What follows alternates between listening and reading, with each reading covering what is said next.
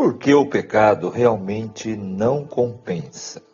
Quais são as consequências em escolher o caminho do pecado?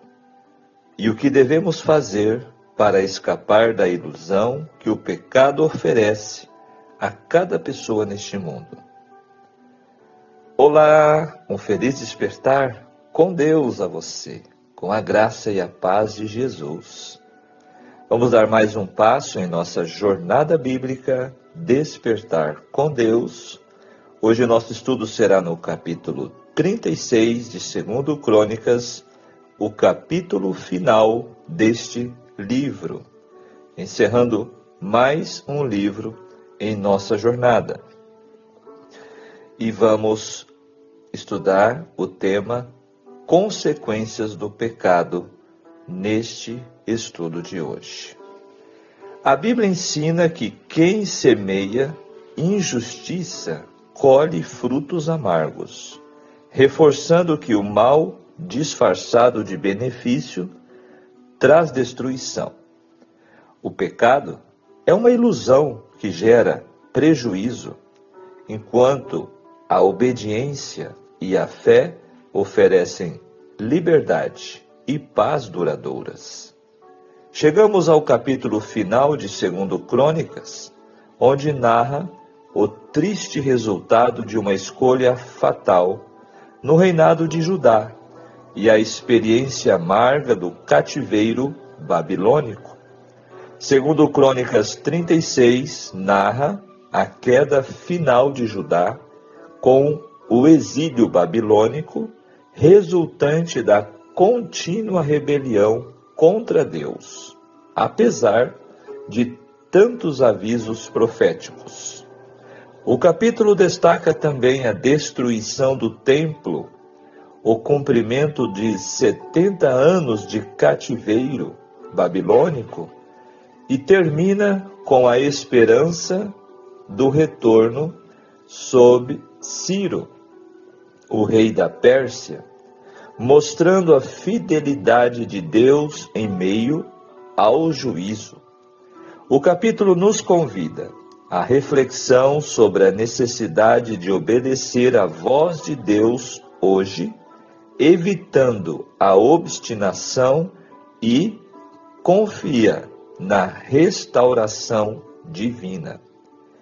Este capítulo encerra o livro focando na fidelidade de Deus em restaurar seu povo, preparando o cenário para o retorno narrado no próximo livro, o livro de Esdras, o mesmo que escreveu Crônicas. Você está convidado a continuar comigo neste estudo profundo e detalhado do último capítulo de 2 Crônicas. Vamos juntos? Vamos conhecer as lições, os ensinamentos e a história deste período triste na história de Israel, né? O povo de Deus.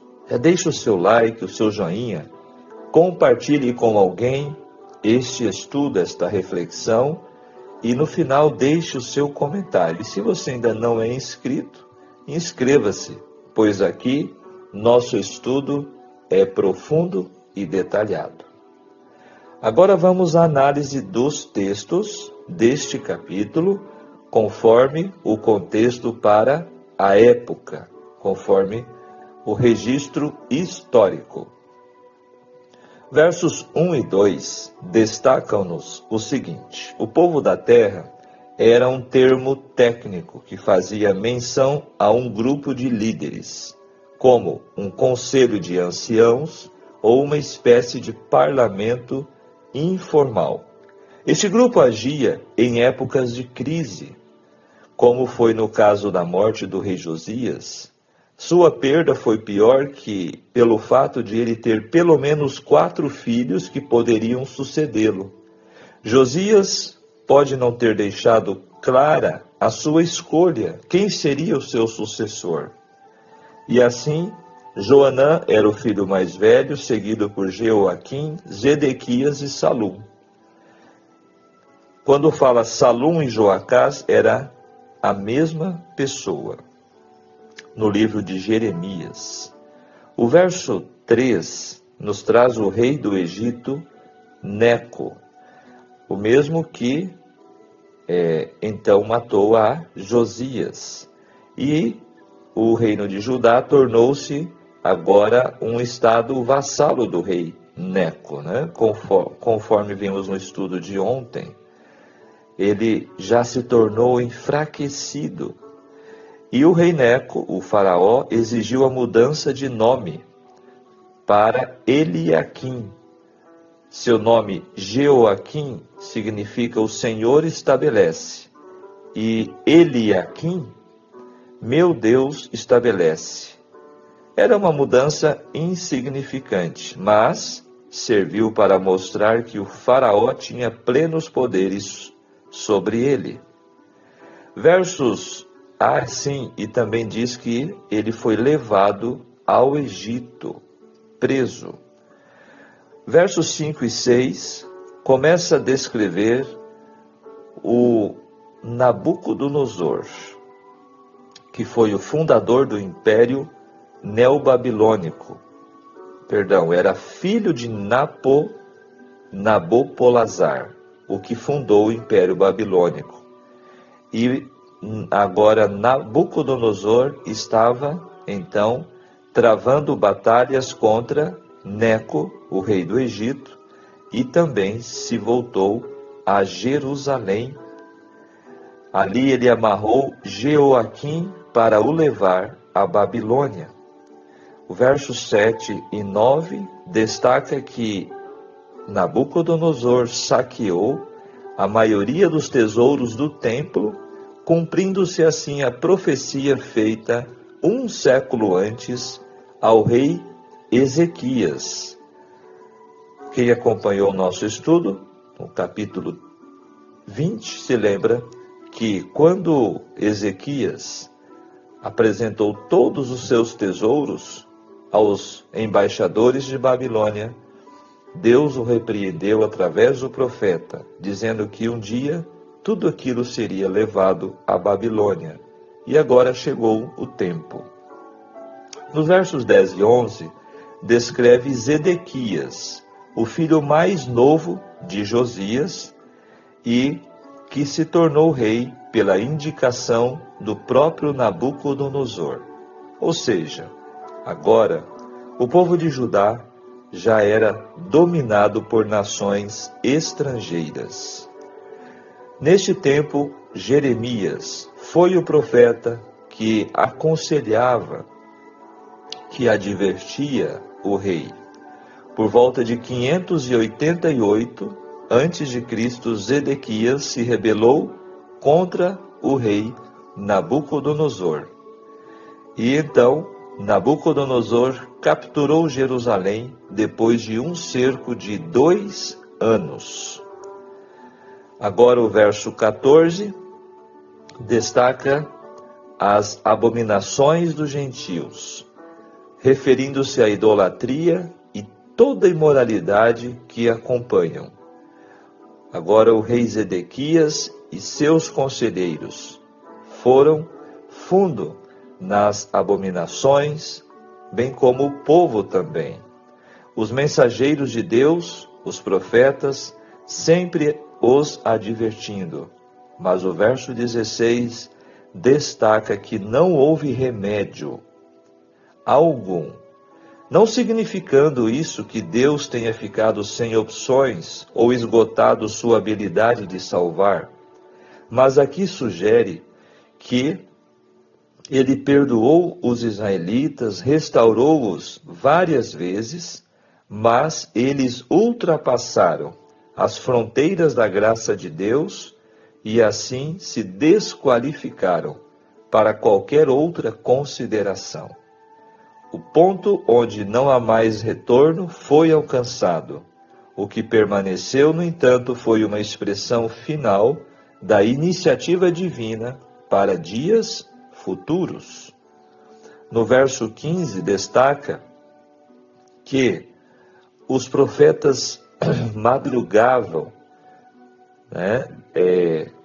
alertando, convidando o povo, fazendo-os ouvir a voz de Deus, as orações, e a resposta que Deus recebeu era uma verdadeira zombaria, uma ofensa à santidade, à justiça divina.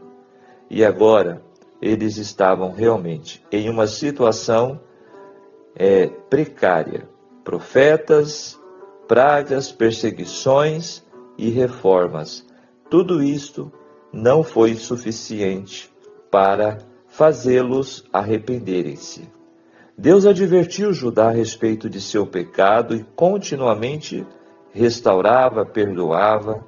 Infelizmente, agora a situação chegou no ponto que não havia mais solução. Isso demonstra também um paralelo em nossos dias, especialmente nos últimos dias. O pecado, ele está de forma tão acentuada na humanidade que chegará o dia em que não haverá mais solução e remédio, a não ser os juízos serem realmente derramados sobre o mundo. Falando no sentido pessoal, a pessoa que frequentemente repete o mesmo pecado e não se arrepende, está convidando a tragédia para a sua vida, assim como no tempo dos judeus, neste período em que eles foram destruídos, Jerusalém foi destruído, o templo destruído, né? Aqui nos versos 17 a 20, o rei dos caldeus era Nabucodonosor, que reinou de 605 a 562. Ele tornou-se o instrumento do juízo de Deus contra Judá.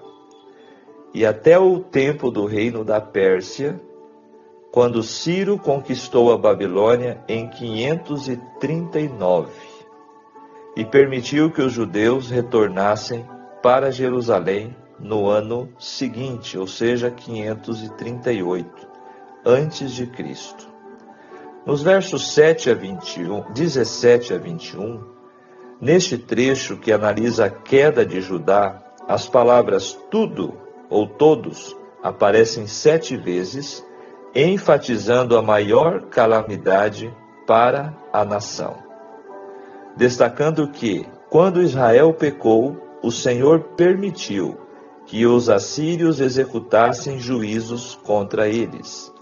E desta vez ele permitiu que os caldeus, os babilônios, executassem juízo sobre Judá. Então, aqui nós vemos que a expressão no verso 22, no primeiro ano de Ciro, refere-se ao seu primeiro ano como governador da Babilônia e não seu primeiro ano sobre a Média e a Pérsia em 550. 12 anos mais tarde, ele colocou a Babilônia sob seu controle e emitiu seu famoso decreto conhecido no Antigo Testamento, que vamos ver no primeiro capítulo do próximo livro. Este foi seu primeiro ano de envolvimento com o povo judeu. Os 70 anos que o profeta Jeremias profetizou, eles foram de 609 a 539 aproximadamente. Então, despertou o Senhor a Ciro, um rei que agora era o dominante no mundo daquele tempo, e foi um instrumento usado por Deus. Aqui nós temos no verso 23, o Senhor Deus dos céus me deu. Disse o rei Ciro, de acordo com seu próprio relato, o Deus que chamou e abençoou Ciro foi Marduque, deidade principal do panteão. Como era um documento para leitores babilônicos, sua referência a Marduque é compreensível. A Bíblia atribui o sucesso dele ao Senhor vivo, e não a um falso Deus.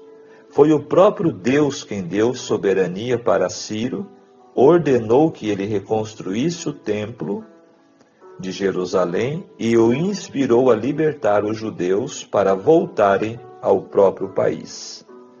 Não foi como se Ciro tivesse se convertido ao judaísmo.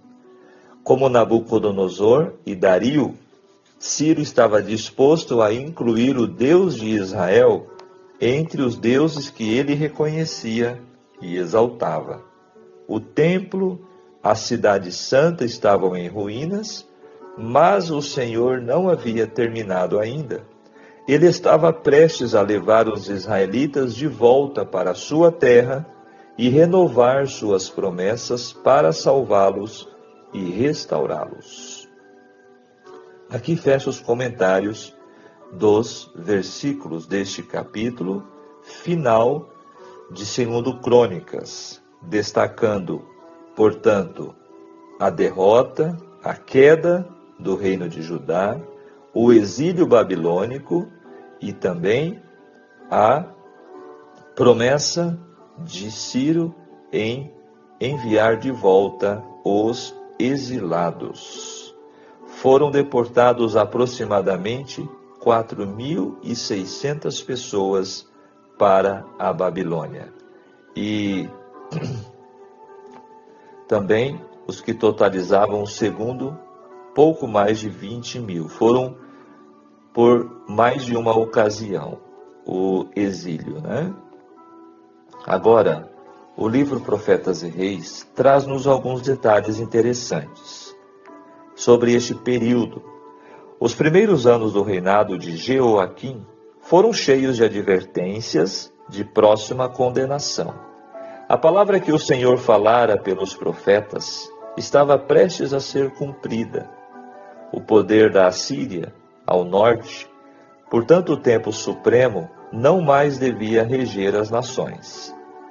O Egito ao sul, em cujo poder o rei de Judá estava inutilmente colocando a sua confiança, logo devia ser posto decididamente em xeque. Um novo poder mundial, de todo inesperado, o Império Babilônico, estava surgindo a leste e depressa lançando sombra sobre todas as nações. Dentro de breves anos, o rei de Babilônia seria usado como instrumento da ira de Deus sobre o impenitente Judá. Uma e outra vez, Jerusalém seria atacada e invadida pelos exércitos sitiantes de Nabucodonosor. Grupo após grupo, de início, uns poucos apenas. Porém, mais tarde, milhares e dezenas de milhares seriam levados cativos para a terra de Sinear, para ali viverem em forçado exílio. Jeoaquim, Joaquim e Zedequias. Todos esses reis judeus se tornariam, por seu turno, vassalos do governador de Babilônia, e todos, por sua vez, se rebelariam. Castigos cada vez mais severos seriam infligidos à nação rebelde, até que, afinal, toda a terra se tornasse uma desolação. Jerusalém seria devastada e queimada com fogo. O templo que Salomão construíra seria destruído, e o reino de Judá cairia, jamais voltando a ocupar sua anterior posição entre as nações da terra. Aqueles tempos de mudança, tão pejados de perigos para a nação israelita, foram marcados com muitas mensagens do céu através de Jeremias. Assim o Senhor deu aos filhos de Judá ampla oportunidade de se libertarem das embaraçantes alianças com o Egito e evitar conflito com os príncipes de Babilônia. Zedequias, no início de seu reinado, Zedequias, que foi o último rei de Judá, desfrutou inteiramente a confiança do rei de Babilônia e teve como experimentado conselheiro ao profeta Jeremias. Se tivesse prosseguido numa conduta honrosa para com o rei de Babilônia, e atendido às mensagens do Senhor por intermédio de Jeremias, ele teria conservado o respeito de muitos em posição de mando, e teria tido oportunidade de comunicar-lhes o conhecimento do verdadeiro Deus. Assim, os cativos que já estavam exilados em Babilônia teriam sido postos em terreno vantajoso, granjeado muita liberdade. O nome de Deus teria sido honrado em toda parte, e os que haviam permanecido na terra de Judá teriam sido poupados a terríveis calamidades que finalmente vieram sobre eles. Percebem como que se desenvolveu a derrota e também a calamidade? Através de Jeremias, Zedequias, o rei, e todo Judá, inclusive os que tinham sido levados para a Babilônia, foram aconselhados a se submeterem pacificamente ao domínio temporário de seus conquistadores. Era especialmente importante que os que estavam no cativeiro buscassem a paz da terra para a qual tinham sido levados.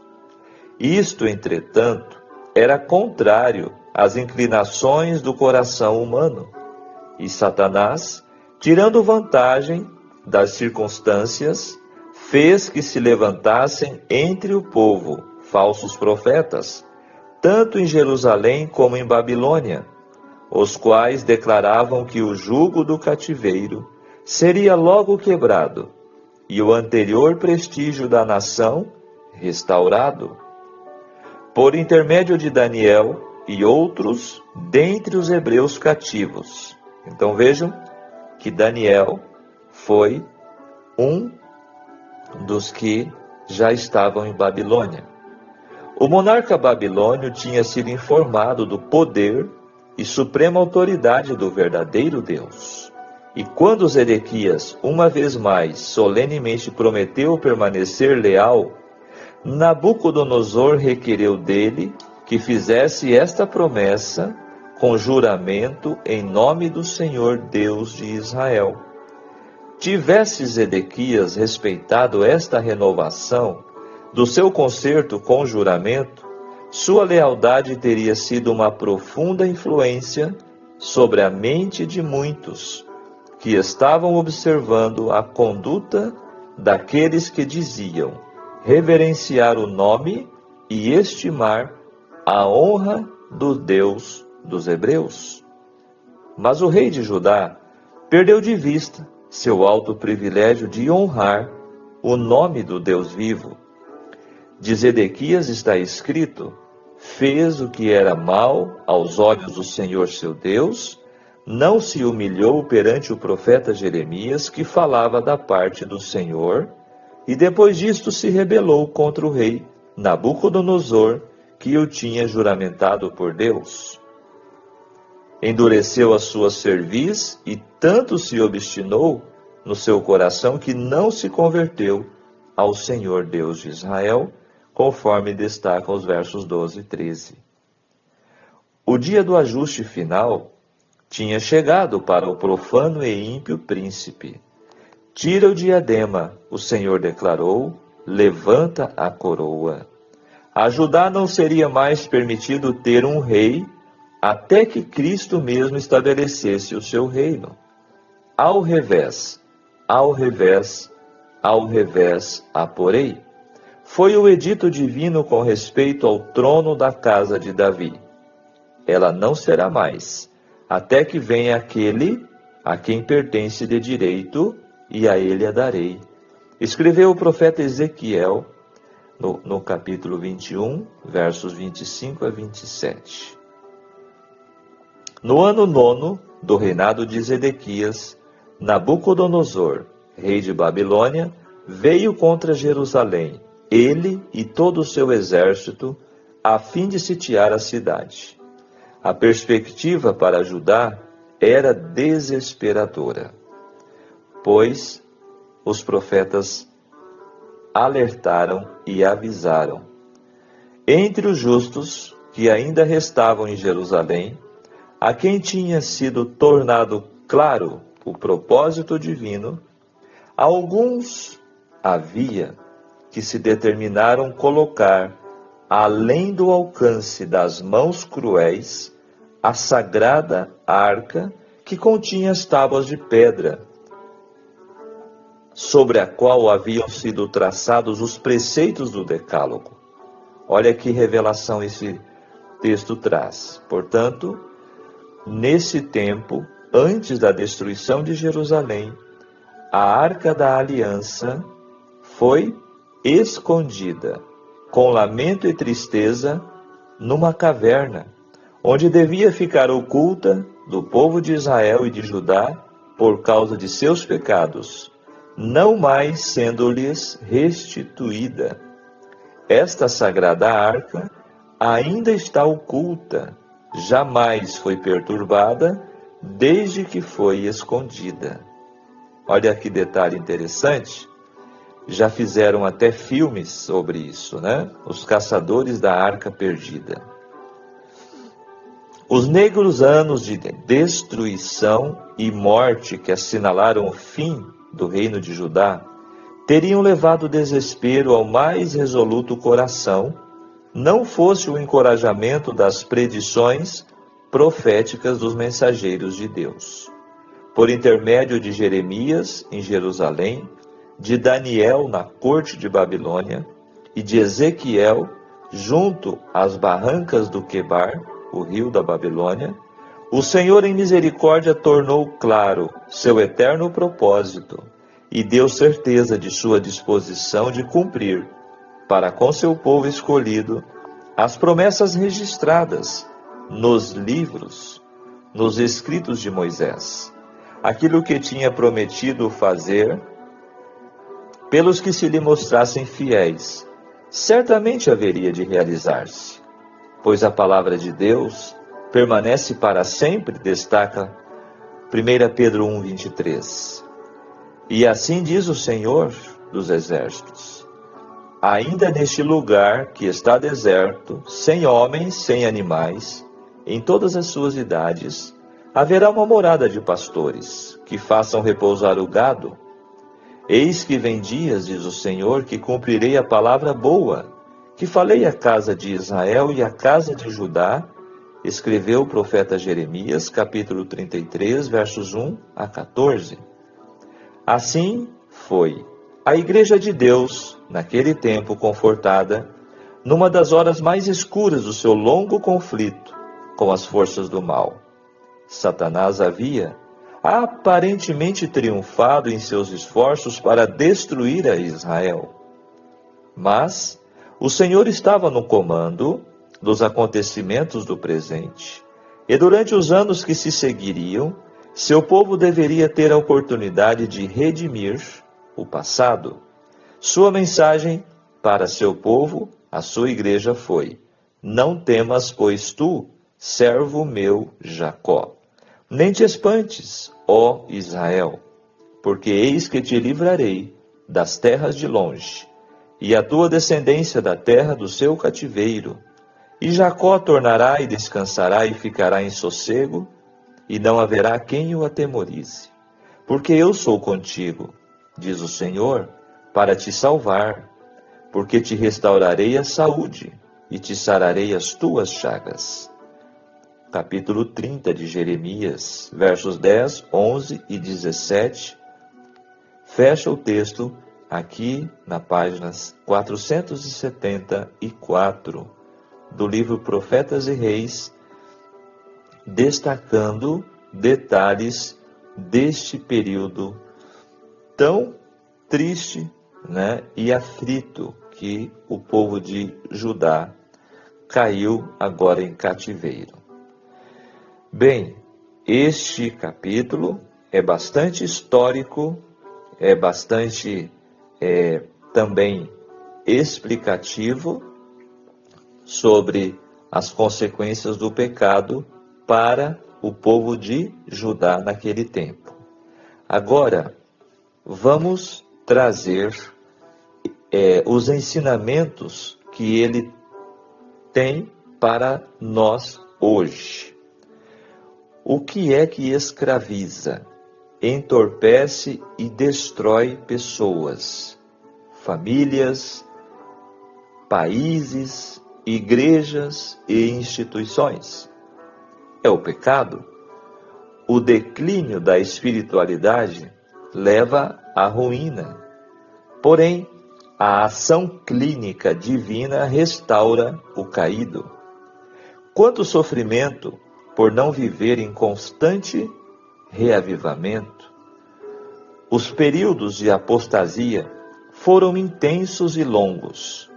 Os poucos momentos de reavivamentos e reformas espirituais, conforme vimos nos capítulos anteriores, não foram suficientes para erradicar completamente as parafernálias religiosas incorporadas às orientações divinas. Sistematicamente, Deus fez de tudo para impedir o cumprimento do que havia sido predito por Jeremias. Entretanto, o povo chegou numa situação de rejeição das suas estratégias, ou seja, das estratégias de Deus, que não houve mais nenhum remédio, senão o cativeiro, o qual, pela misericórdia de Deus, não seria infindável. Desta forma, o capítulo em análise encerra o livro de Crônicas com uma nota positiva e não negativa, falando de esperança. Primeiro e segundo Crônicas foram escritos, como já destacamos, após o retorno do exílio, para explicar teologicamente os altos e baixos na história do povo de Deus. Quando a espiritualidade declinava, o povo despencava do alto da prosperidade para o caos e angustiante sofrimento. Sintetizando os dois livros de Crônicas, este capítulo mostra que o segredo da vida está em dar atenção às advertências de Deus, responder positivamente à sua compaixão por nós, respeitar aos seus mensageiros e deixar a teimosia para permitir moldar-se plenamente por sua palavra. Além disso, fica evidente que, mesmo sob a disciplina de Deus, seu propósito não é destruir-nos, mas restaurar-nos das ruínas resultantes dos nossos pecados. Até mesmo um pagão, como o rei Ciro, pode ser instrumento divino para levar-nos à restauração. Isso revela o quanto Deus nos ama e quer sempre o nosso melhor. Portanto, priorize Deus em sua vida, submeta-se a seus mensageiros e você viverá feliz. E prossigamos, reavivando-nos cada dia. E agora, fechando o nosso estudo de hoje, as lições espirituais e aplicações práticas extraídas deste capítulo e deste livro são extremamente relevantes para a vida contemporânea. Este capítulo nos ensina sobre a seriedade da desobediência a Deus, as consequências do pecado, e não apenas a nível individual, mas coletivo também. Uma das principais lições é a importância da fidelidade a Deus. O povo de Judá, ao se afastar de Deus, ao ignorar as advertências dos profetas, enfrentou consequências devastadoras. Isso nos lembra que a fidelidade em nossa própria vida espiritual é crucial. Devemos buscar constantemente um relacionamento íntimo com Deus, ouvindo sua voz, seguindo seus ensinamentos para evitar cair em armadilhas de desobediência e idolatria. Outra lição importante é a necessidade de arrependimento. Durante o reinado de Zedequias, o último rei de Judá, as advertências de Jeremias, enviadas por Deus, foram ignoradas. A falta de arrependimento do povo levou à sua queda. Para nós, isso significa que devemos estar dispostos a reconhecer nossos erros e a buscar reconciliação com Deus, o arrependimento é um passo vital para restaurar nosso relacionamento com Ele e experimentar sua graça e perdão.